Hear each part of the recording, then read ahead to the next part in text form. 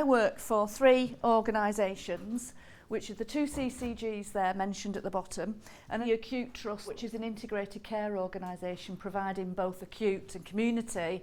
My role is to work across those constituent parts. These 2 CCGs are tiny. They're like 110, 120 population. The Trust operates across 2 sites and has got some real challenges around that. And when they brought me in, one of the issues around this particular patch, if you like, is demographically they're about 10 years in advance of the normal, if you like, population that's average across the UK. So by that I mean they've got a much older population already, almost double for some areas of the country the numbers of residential and nursing homes, because people want to come to the Southport to retire. People like, you know, rural West Lancashire, it's lovely and leafy and etc. So, you know, they actually import quite a number as well of older people who want to retire in that patch and in that area. Bearing all that in mind, they already were facing some of the worst possible performances around their A&E department. They realised they had to do something different with the whole system. It wasn't just about the A&E department, it was actually about what was happening in the community that was driving that demand in A&E. They had the worst turnover for ambulances in the Northwest. They were in the bottom thread, if you like, cohort of performance. So they needed to do something about it. So they developed a care close to home strategy, which when I first came in was very much about urgent care and improving the performance around urgent care. So they amassed together, and we, when I came into post, you know, said, who are our partners in this? Who do we need to engage in this endeavour as we go forward? And it's about thinking about it differently as well. And actually we need to engage with the nursing home sector just as much as we do with local authorities, just as much as we do with North West Ambulance, because all of those constituent parts are driving up demand. And there was also a recognition hospital does harm to some people, particularly frail older people. And it actually can affect their long-term quality of life. So we had that strategy quite a while ago, which was orientated around improving performance of urgent care. But we realised, and I've been badgering on at them for quite a while, we need to refresh that actually and do a restock. So having that shared purpose right from the onset was really useful. Now we had that strategy, but actually NHSIQ, when they came in, really helped us, if you like, mobilise and allow space for creative thinking of all the stakeholders coming together. So it really helped us kind of be really clear about what we want to do. And another aspect of that as well, which we kind of have really benefited from our third sector partners in terms of this thinking, is actually how the NHS and local authorities really focus on mobilising community assets, because we have a lot of assets outside in our communities that we've been ignoring for so long.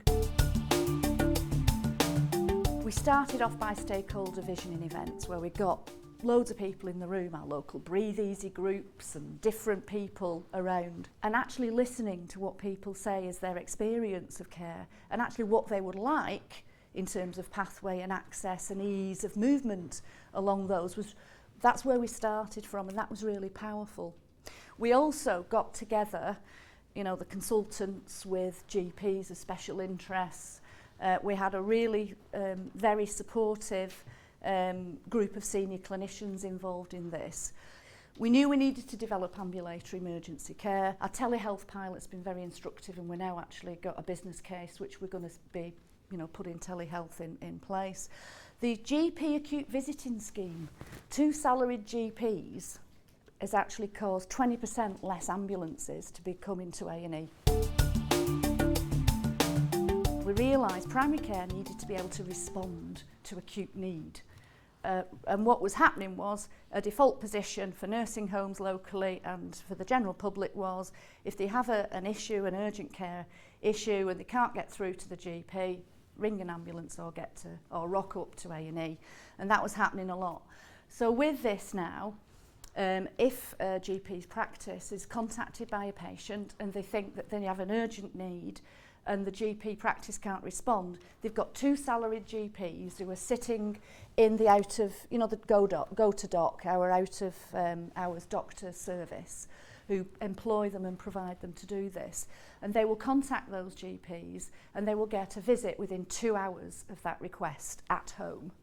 And similarly, if an ambulance is called out to somebody's address or a nursing home and they think actually primary care could respond to this need rather than go into hospital, you know, they will contact this out of areas doc people and who will get these salaried GPs to visit within 2 hours. And that's been really quite a small thing really to put in place, but it actually has had a really powerful effect and impact.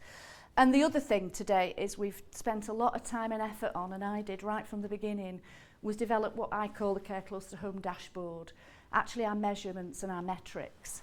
Because for me, if we can demonstrate this shift and this movement, it also keeps our partners committed to it. It's the feedback as well as proving what we're doing is working. Managing this with all those constituent parts at pace has been a real challenge, because really, you know, in partnership working, you know, you only move as fast as the slowest member of the group really. Southport and Ormskirk NHS Trust is not a foundation trust. It's not likely to become a foundation trust in the near future. And all of those factors create tensions in when you're undertaking this work that impact on it. The workforce issues that we've not really talked about a lot, but actually for me these are the scariest bit behind this, because we're expecting to grow our new health and social care system from primary care and from the community, and 40% of our GPs are going to retire in 5 years, so what are we going to do about that? One of the powerful things about the NHSIQ programme was it allowed us to use very skilled facilitators to get all the stakeholders together in one place where we could debate and think about what it is we would like to see in the future.